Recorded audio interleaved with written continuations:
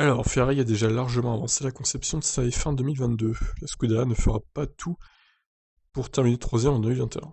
C'est Binotto qui est interviewé. Troisième place, nous verrons en fin de saison. Pour nous, la saison 2022 est plus importante, a déclaré le directeur de Scuderia. C'est un championnat singulier alors que le prochain peut aussi affecter les saisons suivantes, car les nouvelles règles resteront pour plusieurs années. Nous ne pouvons pas débuter avec un déficit en performance, et il est inévitable que 2022 soit notre priorité. Binotto révèle que le travail sur la monoplace 2022 a largement progressé, et que la voiture est en état à une phase de conception aérodynamique avancée. D'ici la fin de l'été, les dessins du châssis seront terminés.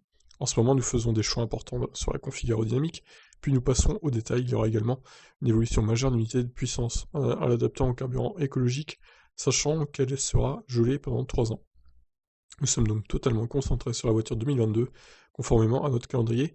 C'est une voiture complètement différente de la voiture actuelle, et nous ne pouvons pas nous permettre de perdre ne serait-ce qu'une semaine de développement.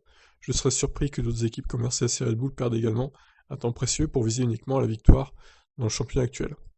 Quand même, quand on joue le championnat, je suis désolé, mais quel qu'il soit, il faut quand même aller jusqu'au bout, quoi, hein. Surtout que là, c'est quand même le 8ème titre d'Hamilton en jeu.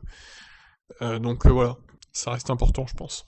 Binotto pense toutefois que le règlement 2022 n'amènera pas le spectacle espéré, du moins pendant les premiers mois, au début.